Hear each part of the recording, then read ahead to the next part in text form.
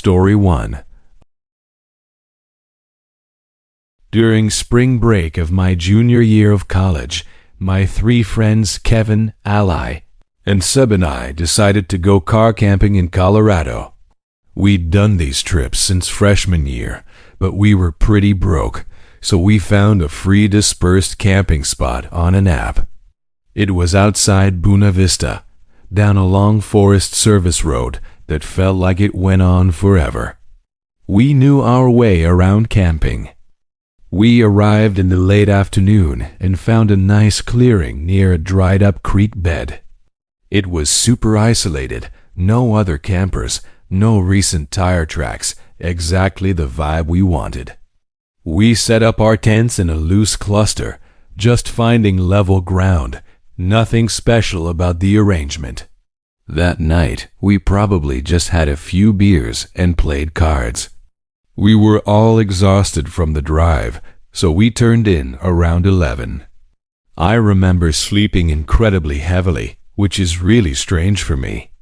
I'm a super light sleeper, especially when camping. I usually wake up multiple times. But that night, I was completely out, like I'd taken a sleeping pill. When I woke up the next morning, something felt wrong right away. I unzipped my tent and just froze. All 4 of our tents had been moved. Not just messed with by an animal, but actually moved. They were now arranged in a perfect square, and in the center was a pile of stones that definitely wasn't there when we went to sleep. I seriously felt like I was still dreaming. It was that bizarre. Each tent had been shifted maybe 20 or 30 feet from where we'd originally set them up. But the truly weird part was that the stakes were still perfectly secured in the ground. Nothing inside my tent was disturbed. My sleeping bag was how I left it. My phone was still charging. All my gear was in place. I checked everything over and over. I thought I was losing my mind. I yelled to wake up my friends. Kevin was the first one out of his tent, and he didn't need any explanation. I saw the same confusion on his face. Ally and Seb crawled out a few seconds later, and as they looked around, it was the exact same reaction. None of us remembered a thing. But then Ally said she had a really vivid dream about walking in a line through a desert while someone counted her steps out loud. And then Kevin chimed in, saying he dreamt he was in the army, marching with other soldiers. Seb and I didn't remember any dreams, but it was weird that Ally and Kevin had such similar ones. The whole vibe between the 4 of us was just strange. It was almost like we were reading each other's minds. It's hard to explain, but it felt like we were more connected than the night before, but in a bad way. I remember looking at each of them, trying to place the feeling. The best way I can describe it is if there was a 5th person there with us, watching us, who was also a part of us. We started examining the campsite more carefully, looking for any clues. Kevin's first thought was that we just got really drunk and forgot what we did, but that theory fell apart immediately. We found drag marks in the dirt leading from where each tent originally was towards where they ended up. But the marks stopped about 10 feet short of each tent's new location. It was like they were dragged part of the way, then lifted and carried the rest of the distance. The pile of stones in the center was even stranger. There were exactly 4 stones, balanced on top of each other like a little sculpture. It would have been cool under any other circumstances. Kevin walked over to get a closer look, but as he leaned in to check out the top stone, he tripped and knocked the whole stack over. The stones just tumbled onto the ground. For a second, we all just stood there in silence, staring at the scattered rocks. And then things went from weird to terrifying. At the exact same moment, all four of us started hearing this low rumbling sound in the distance. It sounded like rocks grinding against each other, like an old stone door being pushed open. That sound sent us into a complete panic. We all just started packing up without even talking about it. Like I said, it felt like we were reading each other's minds, and that applied to our fear too. I could feel their terror, and I knew they could feel mine. It was 10 times freakier than it had been just a moment before. I have never packed up a campsite so fast in my life. It was probably under 5 minutes, but it felt like an eternity. I don't like to dwell on what happened. I'm worried that if I think about it too much, it'll go from being this strange memory to something more real. That was 5 years ago. The four of us don't really see each other anymore, but I guess that's just how it goes when you get older. Kevin moved to Denver, Ally's in grad school in California, and I think Seb is in Chicago. We keep in touch, but we've never, ever talked about that night again. Story 2. My name is Simon. This happened last summer when I was 23. My girlfriend, Cadence, and I had been planning this camping trip for months. Just the two of us, no cell service, no distractions. We'd been together for about 1.5 years at that point, and honestly, things had been getting a little stale, not bad, just routine. We figured a weekend in the woods would be good for us.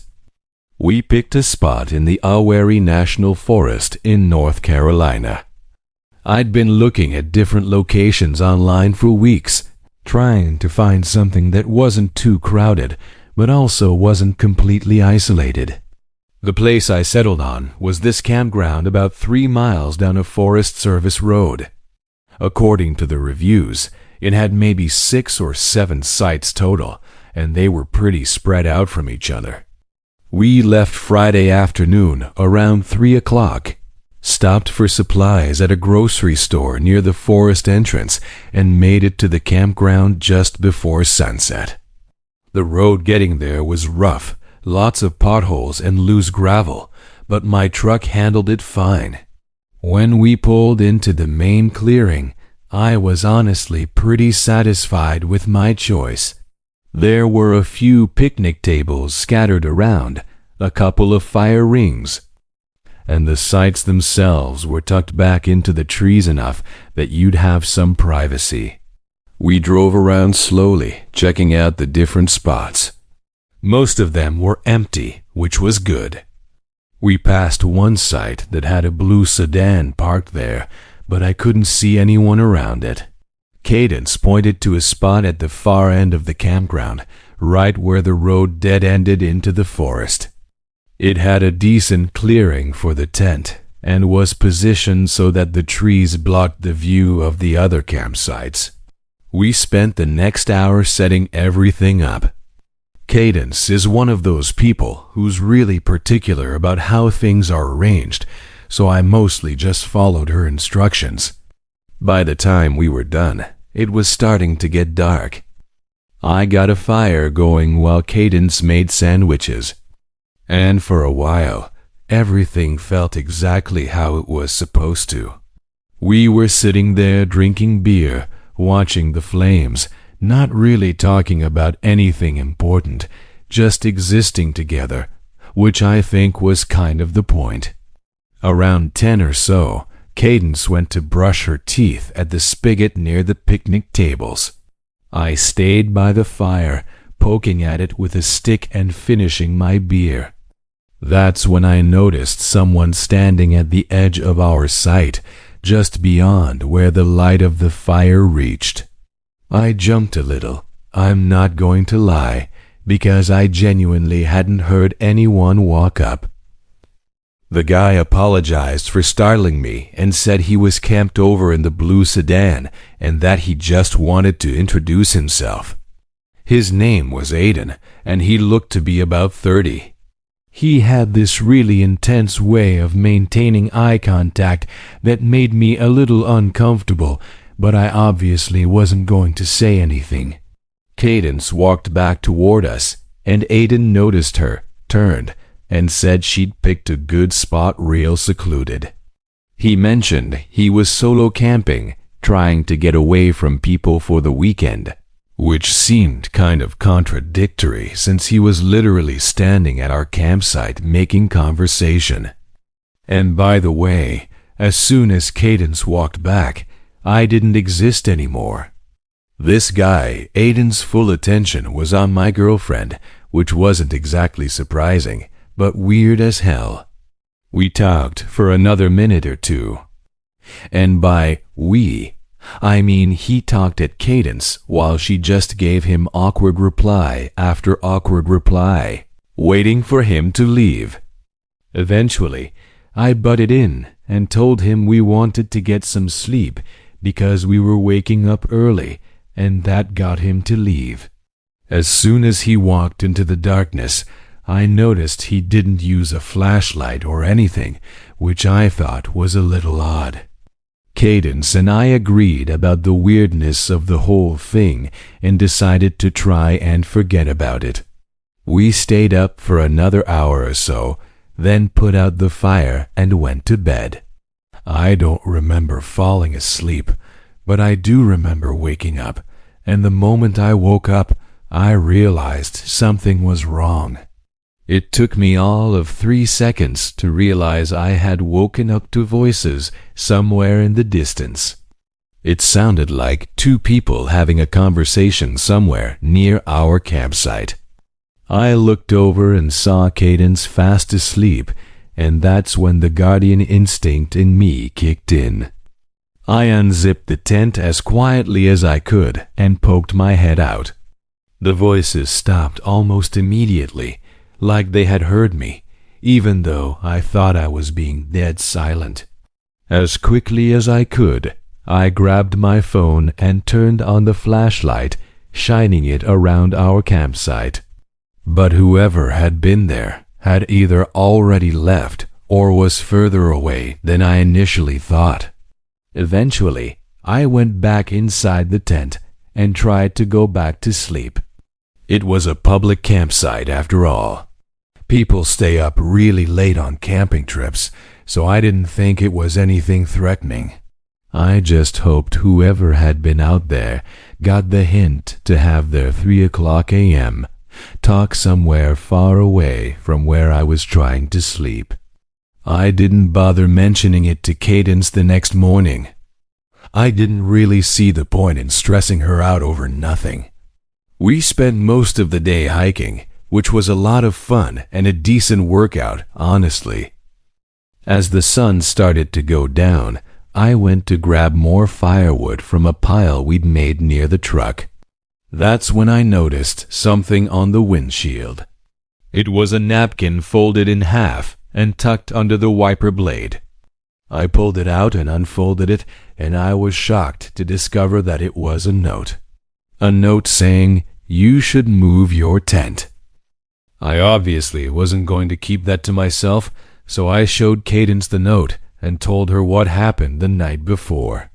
When she saw the note, she immediately asked if it was Aiden. I said, "I guess so, because who else would it be?" And as the two of us were discussing what to do next, obviously more than a little freaked out, as if on cue, who walks up but Aiden? He was wearing the exact same get-up as the day before, and looking at him filled me with a mix of rage and fear. The rage won, and I told him he needed to stop just walking up like that, more aggressively than I probably should have. I was 100% convinced he was behind the note and the talking the night before, and I wasn't going to let him think that he was fooling me. He said sorry in a gruff voice and said he was just checking up on us. Before I could respond, Cadence asked him why he'd need to check up on us, and he actually said something that really surprised me. He told us he didn't want to freak us out, but that he was surprised to see people as young as we were at the campsite. He said that there was a bunch of weird stuff that had been known to occur around here. Freaky stuff. He said he'd found deserted campsites deep in the woods.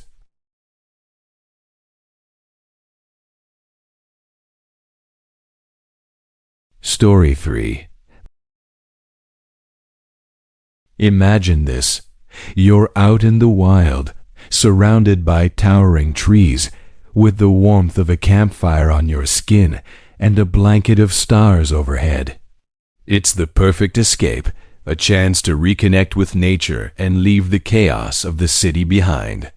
But what happens when that peace is shattered? When the silence of the forest is broken not by a gentle breeze, but by something far more sinister?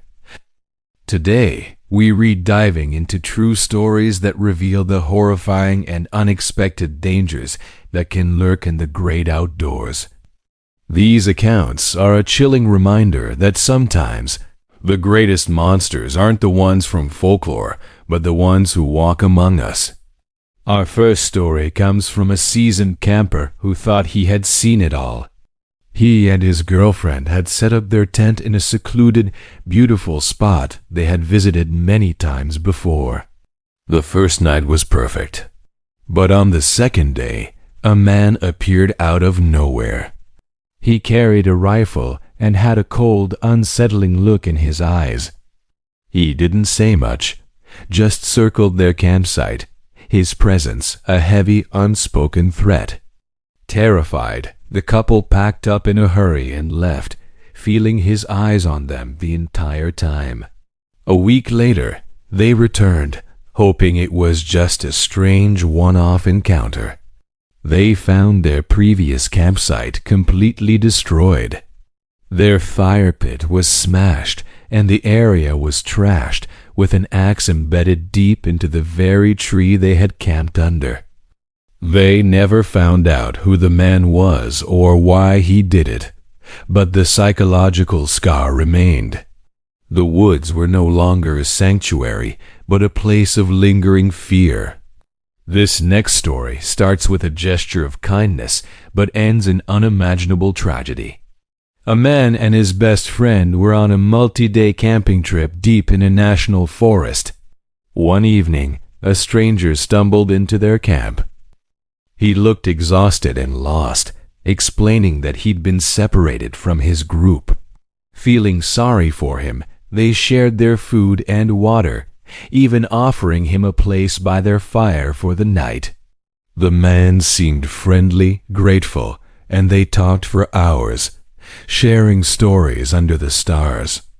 The next morning, as they were packing up, the stranger's demeanor changed in an instant. Without a word, he pulled out a handgun.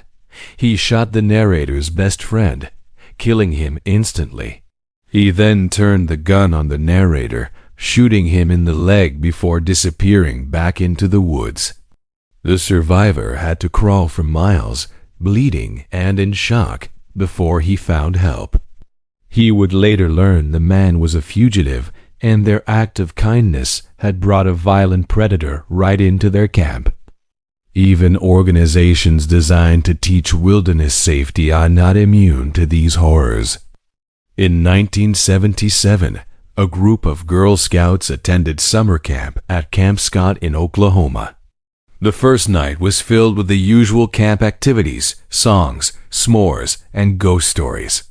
But in the middle of the night, one of the counselors heard unsettling noises coming from the woods. She dismissed it as animals. But the next morning, a horrific discovery was made. 3 young girls, aged 8, 9, and 10, were found murdered near their tent. The entire camp was thrown into chaos and grief.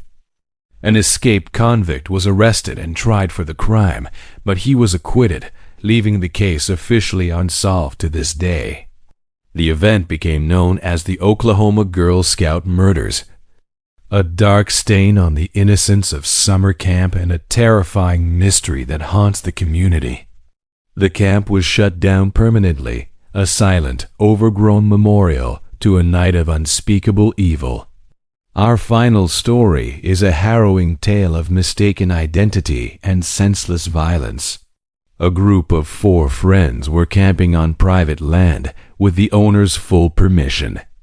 They were young, enjoying their summer, gathered around a fire, laughing and playing music. Suddenly, 2 men armed with rifles stormed their campsite.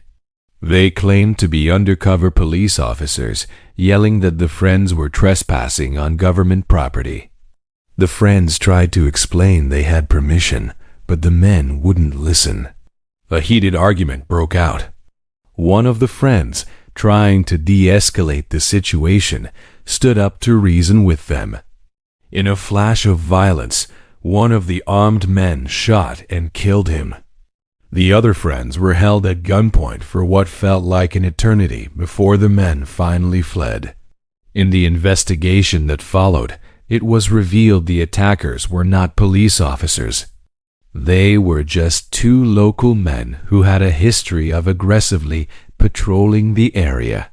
Despite the evidence, the case dragged on, and justice was never fully served. The surviving friends were left with the trauma of watching their friend die for no reason. Their faith in safety and justice completely shattered. These stories are not meant to make you afraid of the wilderness forever. The vast majority of camping trips are safe and wonderful experiences, but they serve as a stark and crucial reminder that the world can be unpredictable. The peace of nature can be fragile, and a sense of security can be a dangerous illusion. These events highlight a chilling truth. Violence isn't confined to city streets or dark alleys. It can find you anywhere, even in places that seem like the last refuge from the dangers of the modern world. It's a reminder to always be aware of your surroundings, to trust your instincts, and to understand that even in the most serene landscapes, it's wise to stay vigilant. The real danger isn't always the bears or the mountain lions. Sometimes it's the person who appears at your campfire with a smile. Thanks for watching, and remember to stay safe out there.